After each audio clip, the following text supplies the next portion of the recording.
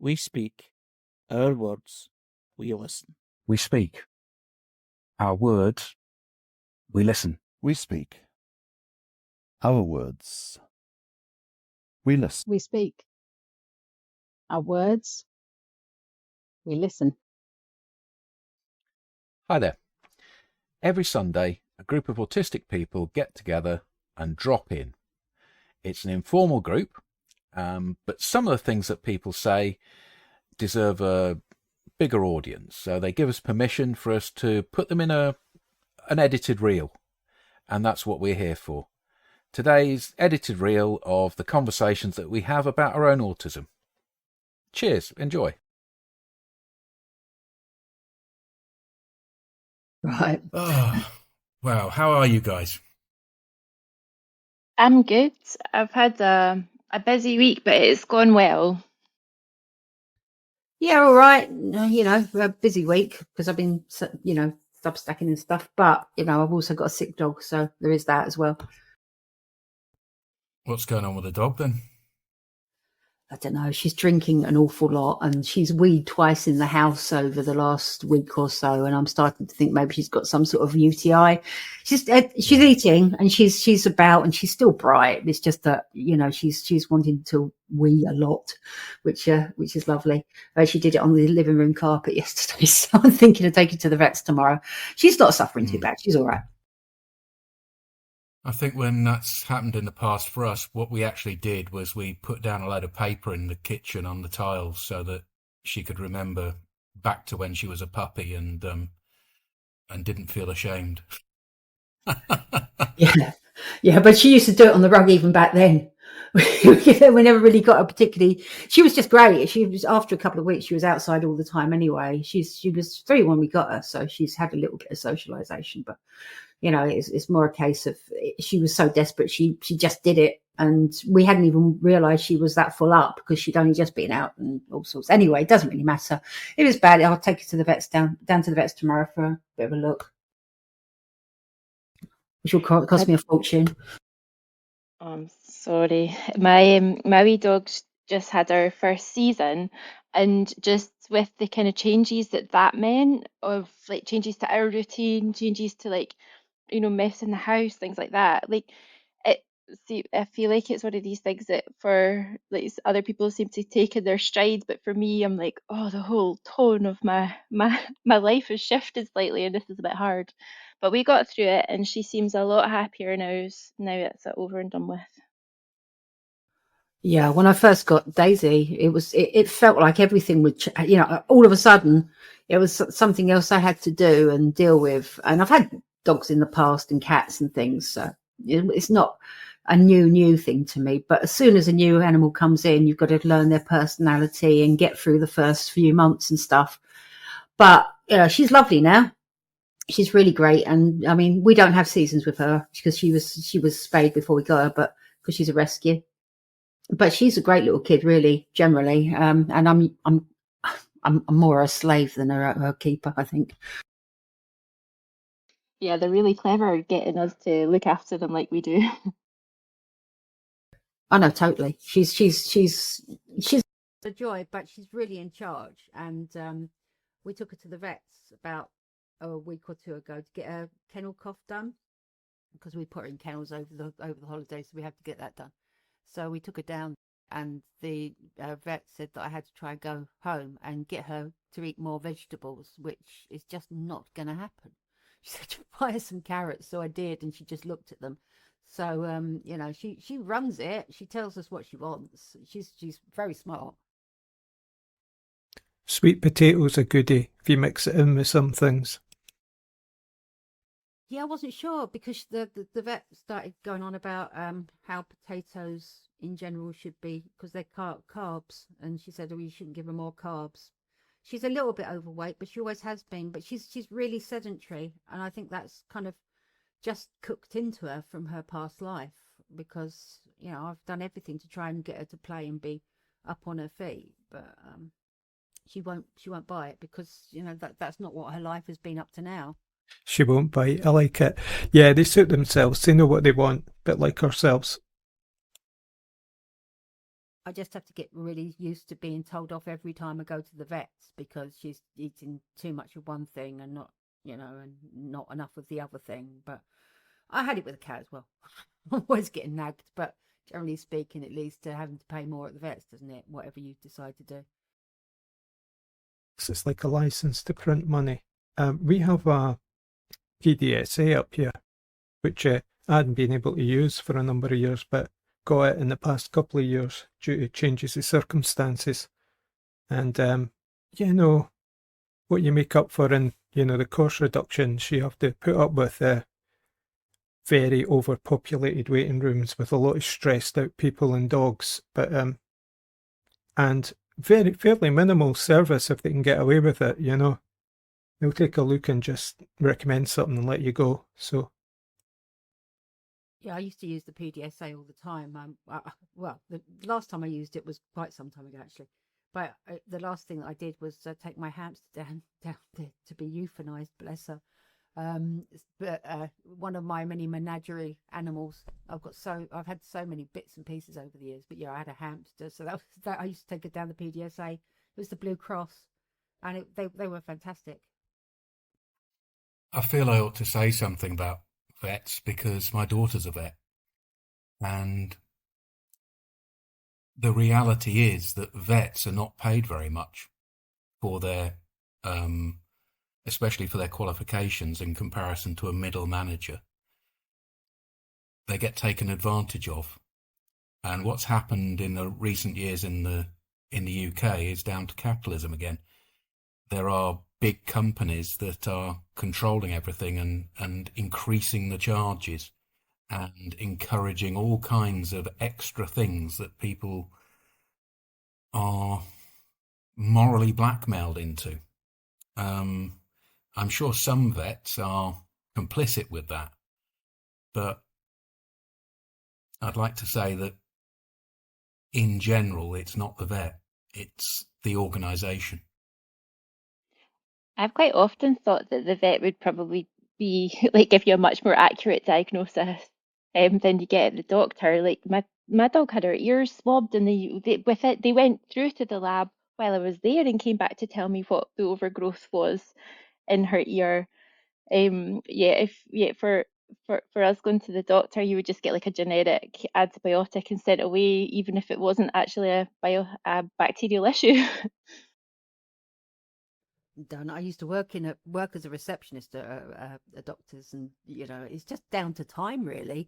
I mean that each doctor gets about 10 minutes to see a patient, hear everything, and then diagnose and prescribe. So I think there's this kind of hurry up all the time with them. As for the vets, yeah, I mean I can see that there must be a huge scope for upselling every time somebody goes in there with their animal, which I can understand, And people who are kind of on the ground floor doing all the work are generally the ones that get treated, the worst. I saw the figures on the work that my daughter did recently as a locum, and her time was charged out to the client at 4 times the rate that she was being paid. Which is disgusting, isn't it, really? But like, if you could sort of like temp yourself, become your own agency. There, it's totally gone. Yeah, it depends what we're selling, what our content is, I suppose, and what our product is. When you go to give yourself to an employer, that's basically what you're doing, is you're selling a service or your labour, basically. Because I'm only thinking that because recently I've been trying to work out a business plan. Business plan regarding inherent autistic skills, or a sort of alternative CV or resume of what it is we've basically been doing all our lives, what our essential skill is to a certain extent. And just going over some of my history, I kind of figured it out and sort of through it backwards and forwards and kind of worked out a little MO or a wee mission statement about what it is I'm actually trying to offer as a person. And I think, to bring it round to everybody else, it's what are we, when we often talk about, a seat at the table and stuff like that, what are we bringing to the table? What do we think we can bring to any table, as it were? I saw a reel this week. I didn't manage to catch it out. In future, I'll try and maybe send it to Harry. But it said that it was somebody, I think, who was a autistic psychotherapist, saying that autistic people make the unconscious conscious. And that really struck me, and I enjoyed thinking about that quite a lot this week. And I was thinking about, I could see that as like I sometimes see that as a weakness of mine, that I have to, nothing runs on autopilot for me. Like everything feels like I have to like give it my full, like I have to give it my full attention, that monotropic experience. And so it's almost like all the things that are usually done unconsciously are there, and perhaps that might be part of. I've started thinking about what a difference that could make. Maybe that's one of the reasons that I've made people uncomfortable before, like, because I'm calling stuff out and I'm like describing patterns that I'm seeing that are actually just meant to be left unsaid. And that could just be, like how as it was presented to me as being a bit guileless, or maybe it is this idea of making the unconscious conscious. I agree with that. Yeah, I think the unconscious conscious. Yeah, that's kind of like what I consider as possibilities. Which see, we make people uncomfortable, I think. I've always felt I made people uncomfortable because people like security. And if you make them insecure, it's a difficult relationship. So if you're sort of making the unconscious conscious, or trying to enact possibilities where other people want certainties and definite things, then it can be quite difficult. One of the things that I've been having to do quite a lot, and I don't know if this is connected to this unconscious conscious thing, is make sure that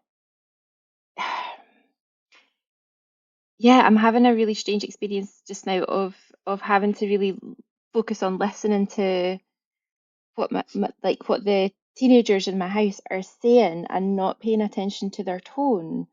And it's something that I've heard other autistic people saying that they've needed from others as well. And I'm finding it quite quite difficult because the tone is really like wild. Like it feels really like obvious. And the face is really like the faces are really like in that teenage way, really exaggeratedly like scornful. So I don't know. It like I feel like I'm having to deliberately make the unconscious less conscious. And it's been quite a strange experience this week. You say this week? I thought you were saying just now. Are they actually with you just now? Because that kind of relationships, well, that's like doing two things at once. So I imagine you're not doing it just now. You've been doing it recently, yeah? Yes, recently, yeah.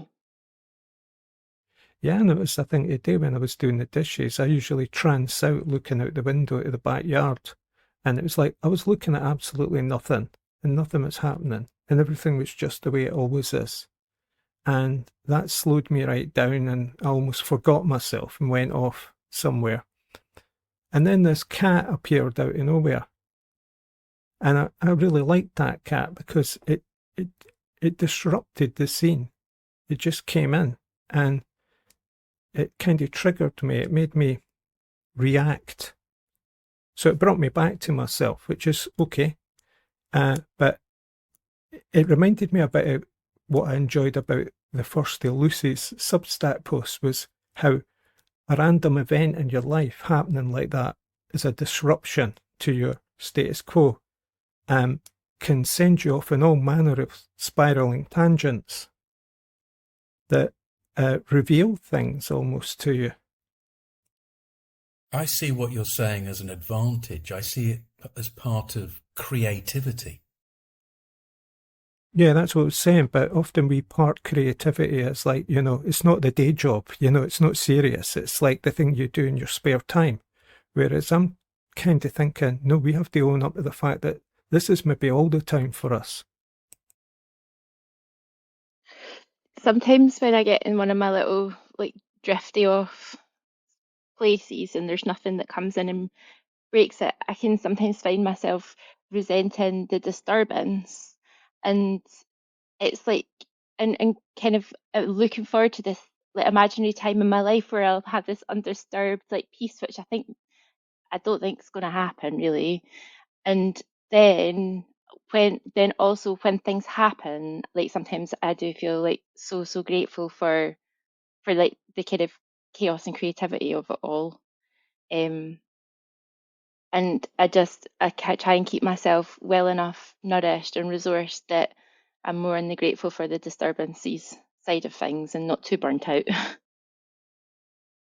Yeah, I felt great when that cat appeared. It was like mind expanding. It was almost like I'd become one with the whole situation out in my backyard and in my house too, the whole thing.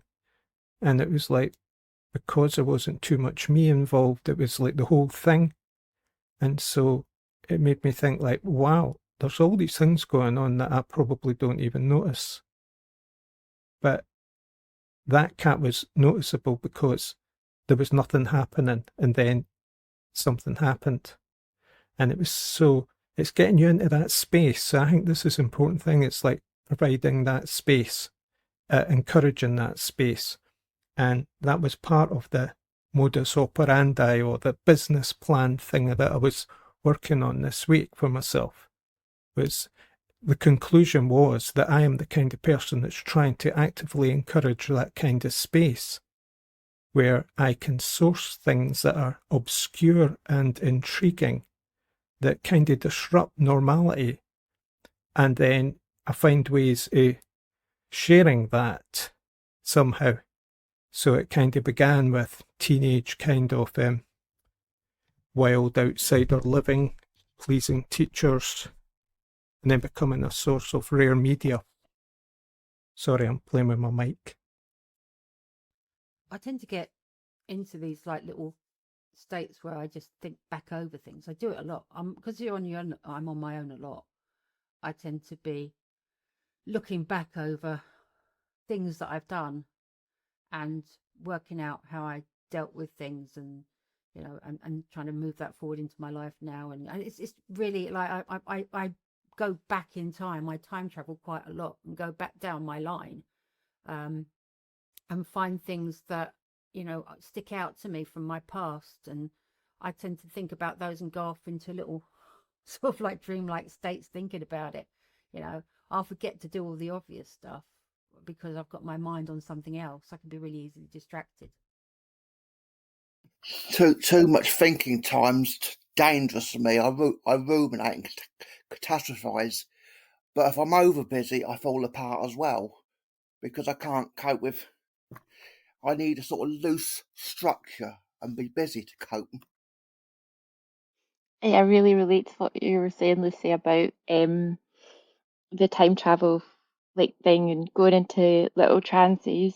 And Raymond, there was something, there was something you said about the kind of finding the obscure that made me think of. There's a story about like the goddess Hecate, trivia in Roman times, and one of the reasons that she would prevail time and time again was because she would collect all the knowledge and information that everybody else just thought was trivial and would just throw away all these little kind of curious little nuggets, but actually altogether they could tell such a great big story. And so she knew how to kind of keep she's like the goddess of all these little morsels of information that can create great big leaps forward. And I think the little I'm small regretting. incidents. Sorry, I'm thinking about all the small little nuggets and things along your timeline and things like that. I think it's really important because I think we're always. I feel like we're totally always evolving as people, and things are always changing. And for me, that's something that I think is really true. Every little step along the path, I become a slightly different person, and so it's good to kind of keep a hold on all the things you've done and how it's changed you and how you are now, because of all the little mundane things or all the little nuggets along the path that you kind of remember. I think there's truth in what Robbie said about catastrophizing there. And he's saying that there's a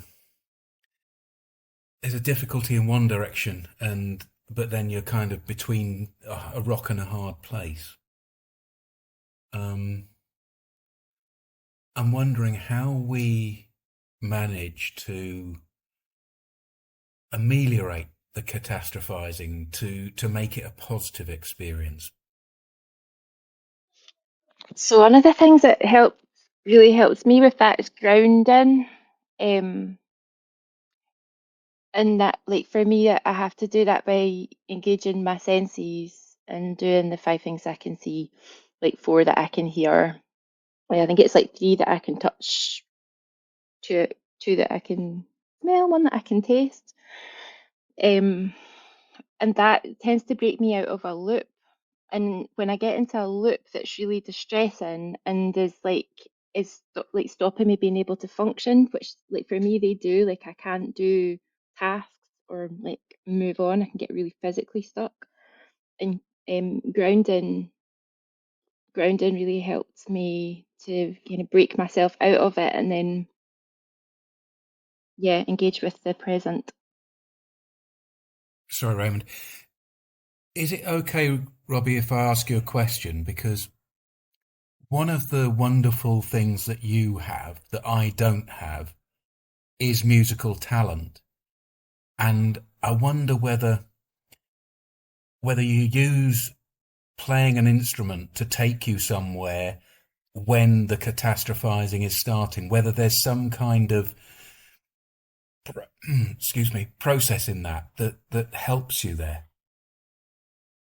A lot of the motivation with the music is performance. Once I've lost that, a lot of the motivation to play goes. So I have this structure where I'm involved with live streams Tuesdays and Fridays. That keeps me going, but if I haven't got something to practice for, all the motivation just disappears. So, Robbie, what does performance mean for you? Performance makes me feel useful, worthwhile, something I can put back into society. I haven't got a massive amount of skills, and with a toxic zero contract agency employment system in this country now, it is very unlikely I'm going to work, especially with the misuse of safeguarding within organisations. My motivation in life has always been contributing in some way.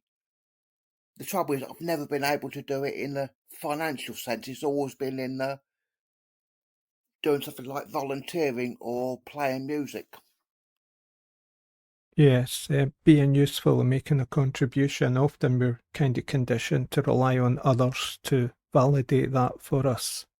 But if you can find that for yourself, although I'm surprised you don't enjoy playing music on your own at home, but I can see why, because you're motivated towards the bigger event, the encounter with the community. Since I've been left on mine and abandoned by side, I feel more or less invisible. Even when you perform? At other times, when I perform is the only time I feel actually seen. Yeah, I used to want to be seen to a certain extent, but very quickly lost enthusiasm for it. Sometimes I wondered if I even did want to ever be seen, because I was always shy and a bit afraid of crowds and people. and reactions. But there's a bit, I think, in some personalities where, you know, you want to show off or be seen in that sense. But if you're alone, I suppose, and living on your own, you know, encounter with other people's healthy. People think they need it in some big ways, but I get out of just everyday mingling with my neighbours. Performance is my safe place because it's predictable. I'm choosing a song. I'm with the exception of one song, I'm singing someone else's words. Whereas a normal socialising and conversation is dangerous because it's unpredictable. And I've had a lot of misinformation spread around where I live, so most people don't speak to me. And it feels like quite uncomfortable going out. Yeah, I totally understand what you're saying there. With the live streams, I'm learning to have to talk between the songs, and that is the hardest bit. Make them part of the song, you know, like how you found that song or what that song means to you. I think it's all practice as well, and I've been doing. I've had to practice a lot over the last couple of years speaking in front of other people, and that's got me to this point that I'm here just now talking with you. I think the more we get to practice, the more our confidence can grow. I've been trying to put myself into uncomfortable spaces sometimes, I've got to say, where I'm being relied on to sort of contribute and be part of it. And I think I do it because I just feel that I need that practice. And sometimes I'll kind of go and I'll be speaking to people and I'm feeling like I'm out of body and that I'm almost outside of myself when I'm doing it. And that I can't believe I'm actually doing it and talking. I sometimes feel that here, you know, sometimes I'll be talking, I'll be thinking sort of, I'm looking at myself from above and really like, it's quite difficult to get yourself into a pattern of being able to talk out in front of strangers and things. But I have been pushing to do that just of late, just so I can just boost my confidence. Yeah, that's very honest, Lucy. I feel that too sometimes, even here, you know, it can be quite a strange experience. I was on a late diagnosis group Teams meeting. It wasn't even Zoom, it was Teams, Microsoft Teams, middle of last week. And, you know, there was 19 people on it. And I found that quite overwhelming to be amongst so many people, even if they were just images on a computer screen. Yeah, so just a wee reflection on something that happened this week. I often struggle with large amounts of people, particularly where you get people that are dominant, that don't want to leave a gap for someone else to speak. I have something coming up at the end of this month where I'm actually going to be going to meet a group of people to talk and to discuss some bits and pieces. I know it's coming up ahead of me, and I'm trying not to think of it too much, although I do have to do a little bit of work in the meantime because I'm meant to be contributing to a group and helping them to put together some literature about autism. So I know when I'm going to get, I've got it ahead of me, and it just seems like at the moment it feels all a bit chaotic in my head what I'm going to say and how I'm going to say it. You know, I'll probably be fine when I get there. Honestly, I don't like long run-ups to things. If I'm going to do something, I'd like to be told that morning I'm going to do it, and then I'll go and I'll just, you know, busk through it and then get out the other side. But having something actually fixed in the diary where I'm going to be relied upon is much more difficult. Lucy, do you think it's preferable when, like I do, when people are wanting to pick your brains, as it were, you know, call on your expertise, like ask you questions? Often I find people don't even ask you direct questions. It's all sort of pre-planned kind of statements and behaviours, whereas I'm expecting somebody to like ask me something and then I'll respond. But But to be asked to present or, come up with stuff, it's a wee bit more difficult. So it was just that point there about you providing some information for people. I was just wondering how you felt about whether if they sent you, a brief questionnaire, and then you could just send the answers back, not to avoid meeting them, but just to see what the relationship is like in a dialogue. Yeah, I've got an agenda for what I'm doing. So they do send an agenda of what they're going to kind of half expect from me. But when I go there, it's more like a think tank. So people are just shooting out the things that are in their heads at me. So I have to sort of think on my feet. And doing that is okay. I mean, once I get into a situation, I'll get really, really tense before I go. The last time that I met with this group, I felt really tense, didn't want to do it. I remember walking up there and all the way there, I'm kind of like almost I have an inner dialogue or trying to plan out how I'm going to cope with things, even though I don't know what's going to be coming at me really.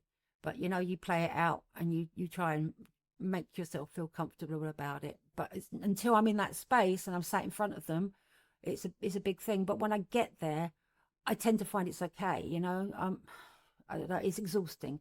I will come home and just feel totally, just feeling completely mind blown. All of this is incredibly helpful to me. I used to throw up before I went to see the bank manager. I used to have sweats all night before I had to go to do some kind of presentation or performance. And it's taken an enormous amount of time for that to become manageable, but it's still there. It's something that can be reduced and ameliorated over time, but it can't be suppressed. It has to be from a position of confidence and self-esteem in what you're saying. And I would encourage, Lucy, for you to believe that from what I've come to hear from you and what I've seen from your Substack, that all the preparation is already done in your head. A lot of the time it is, I guess, because I monologue a lot to myself. So a lot of it is, it's not writing things down or preparing in that way. It's just all there. I try and stack it up in my brain so that I've got answers and things, I try and be as I try and go there a bit loaded with things that I could say and will say. I mean, my whole thing is that I've worked through this for a long, long time, and I used to get these panic attacks that were so bad, especially in social situations, that I found that I got to a point where I was passing out and having to sort of and I did used to pass out. I used to have to go into the loos and get behind a door, and then I would just slide down the wall and sit there for a bit. And now it's not so bad. I recently did workshops with the expert on myself to learn how to put courses together, and I did some help with training with local organisation, and that made a real difference. I didn't initially believe I'd actually achieve it. Thing is, Robbie, it's like, the more you learn about how to, the more you'll be able to cope. That's how I feel. It's amazing what you can pull out of the air, and it's there, and you just got to find it. So the more work you do, the better it is, and eventually you'll come to a sort of, hopefully, comfortable place. One of my biggest problems, I was always looking at approval, when I'm sort of looking, there's not many people following me on my blog. Am I saying anything worthwhile? I'm with you on that. I'm one of these. I do put up my blog, and I put it up and I'm really expectant. So I'm always checking the stats and seeing who's there. And if I get, sort of this many hits or whatever, then I do get a validation. And so, yeah, it's getting to that. I'm doing stuff now where I'm putting myself out deliberately to have feedback from people. So I'm working really, really hard on it. But I get this every week when I'm putting up a new Substack. I get really into it, and then I put it out there, and I don't want to be disappointed. I want to make sure the things I'm saying are relevant and useful. That starts to worry me, because I think that way madness lies for us. That is how we end up burning ourselves out and not being able to sustain things. I think if you are starting to realise that, it's time to ease back. So maybe the things that we're doing together, we should definitely ease back on. Yeah, I don't want to take away any hope from anyone, because everything's worth doing. It's just sometimes the spaces we're in might not be able to provide for us what we want. And what we want is kind of feedback, validation. We want connection. I feel in my case, it's all about connection. Connection even with myself, my desires and my needs, and then taking that out into other connections. Although I do know I'm connected all the time anyway. But so I'm the one that's causing the separation, as it were. But to seek the validation and the approval, a lot of the online spaces from many, many years of using them are not the perfect places for gaining that. Although, like anything, they can be used for... It's difficult to explain this. You can use it subversively. You can use it for your own ends. You can gain what you want from it if your aim is achievable and reasonable. But a lot of these places are sometimes like howling in the wind. And so making little small groups within the larger group is possibly the best way of doing it, connecting up with kind of like minds, attaching yourself to those things and communicating within that.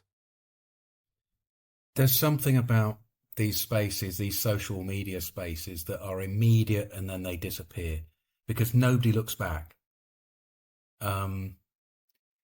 It's why I rejected them for having any kind of influence.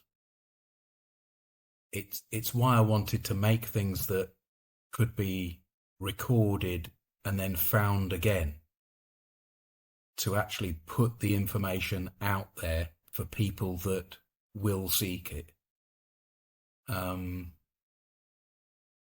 do feel that what we are doing has reached some people that will have some kind of effect. It's not enormous and huge, but it's there, and it can always be revived and brought back. And that's what I will do. I will make sure every recording gets rebought through so that they cannot ignore us. The whole start of my blog was because I didn't want anyone else to experience what I had when I lost my dad, because the services were absolutely useless. They were just putting out generic support, and they didn't seem to care if it harmed. They do quite well at making money out of people that have got savings, because they put a £7.50 a week charge on top. And so there's no benefits to them because they don't listen. And in the end, I told them to go away and got support directly, because getting support directly means they're working toward outcomes I want, rather than ones imposed upon me. And I just don't want that, because I need a purpose now my parents are gone.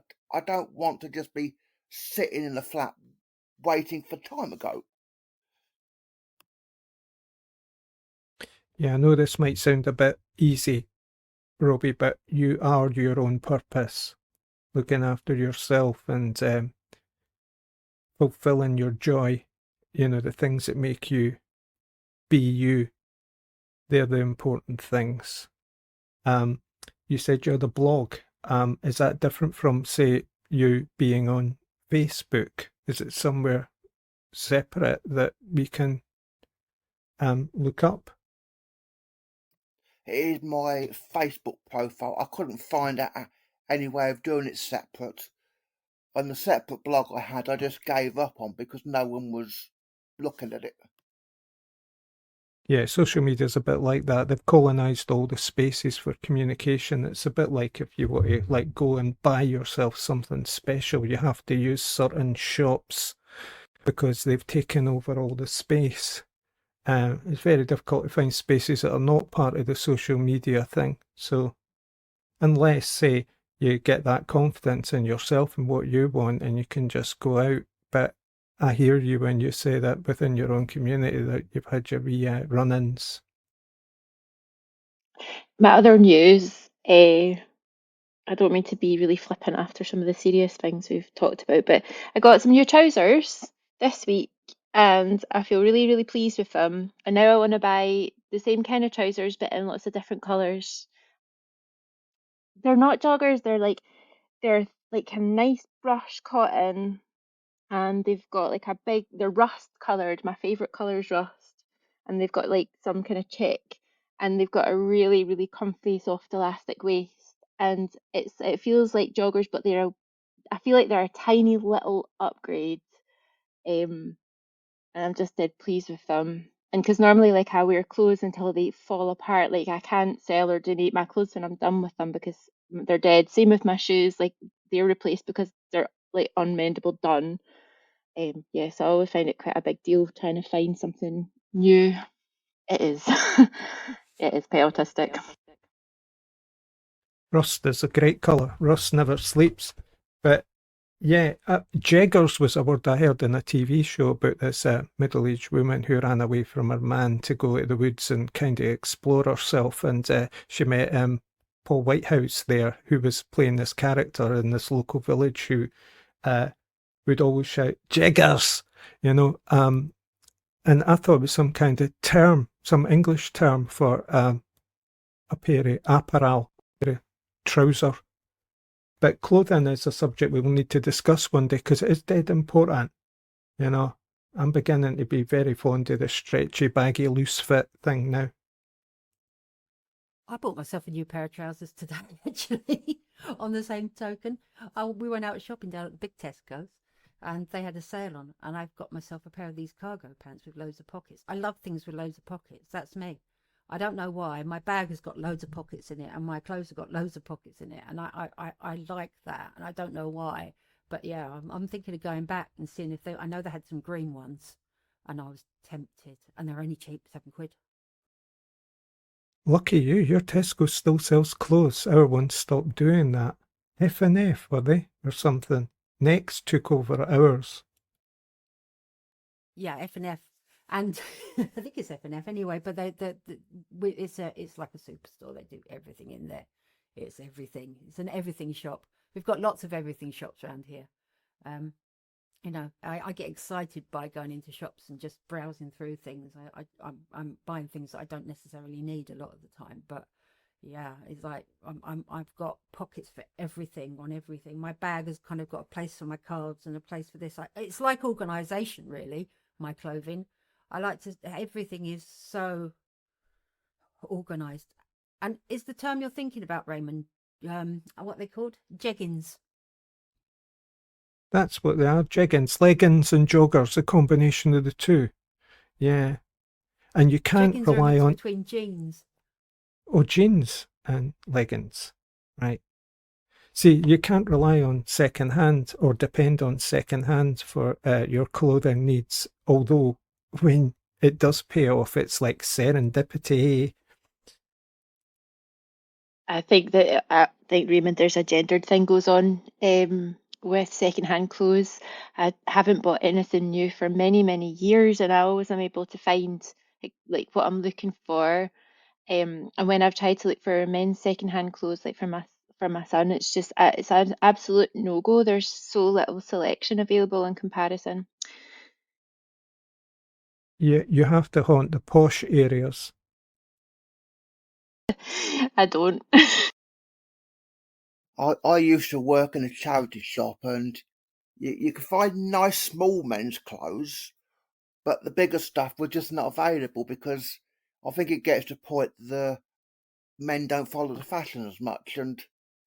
But I'm now much more into costume stuff, so it does make a lot of difference.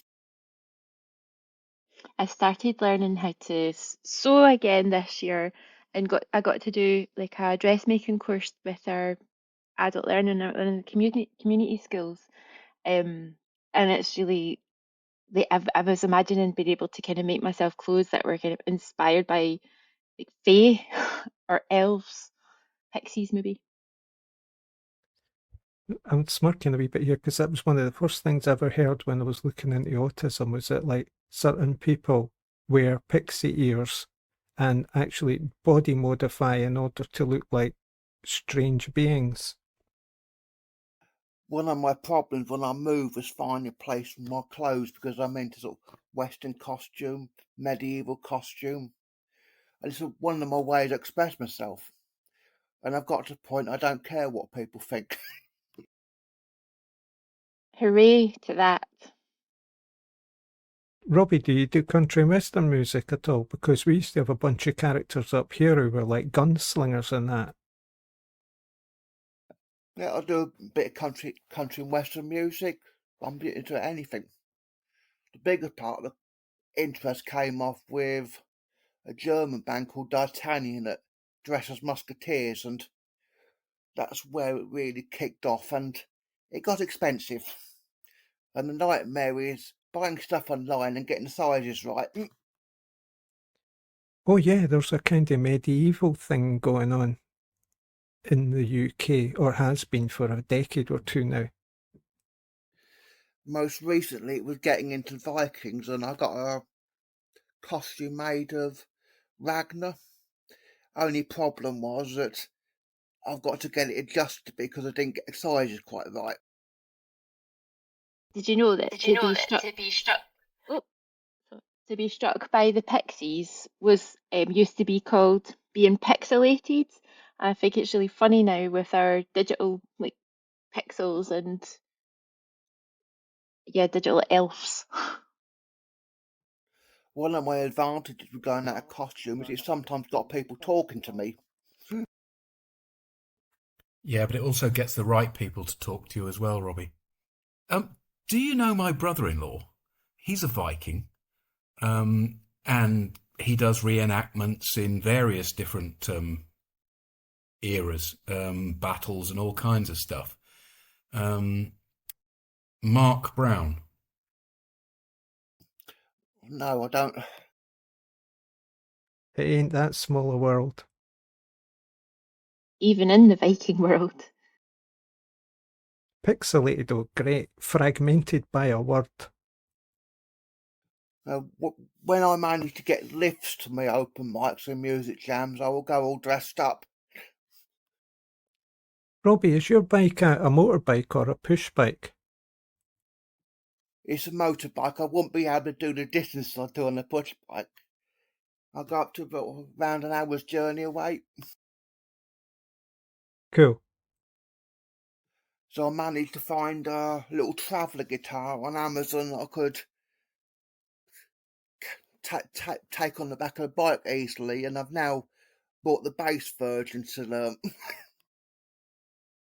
Robbie the Biking Viking. It's a bit better than the peddling peddler. What a lot of these people providing services for autistic people and people with mental health to go don't seem to get is you do actually need to be interested in what you're doing. And I go out to all these open mics. I have no problem being involved gets me in with people. Whereas if I go in a pub not doing anything, I just sit on my own. Yeah, society can be a bit alienating at the times. Some of us don't even know what we're interested in or want, or in my case, got a wee bit confused about what I was really interested and wanted. All the services seem to be pretty rigid. It's for this age group, for that diagnosis, and I don't seem to get that people are different. And none of the mental health services or autism seem to want to provide anything music related. It's always art, board games, general conversation. Very briefly, because time's creeping up on us, we have some drop-in recording studios here that some autistic friends of mine use and feel comfortable about, because they're just hangouts, they're just comfortable little spaces, they're not too busy. You can book them as well. So, and I think they're kind of free, which is kind of nice. Maybe some contribution. Okay, guys, I'm going to stop the recording. Can I ask if everybody's okay that's taken part today to have their voices put in, or is there anybody I need to remove the track from? Oh, cool. Cool as ever. I'm grand. I'm happy to be included. Yay! Happy to be included. Like it. Well, on that beautiful note, I'll just say next time I'll just ask if anybody wants to be excluded. Let's look forward now. We've got the 555 with Harry coming up, and I've looked at the Facebook, so there's a lot in there. Everyone's got the links, yeah? Well, it's 5:44 now, so our drop-in hour is finished, and thank you to all the people who have texted, and also to the people who have put their voices to this, that are going to allow us to put some of those words out into the podcast. If you join us here at the 444, your voice isn't recorded, your text isn't recorded, but the people here have given permission so that it's an example for others. See you again, always reliably, Sunday, 4:44 p.m.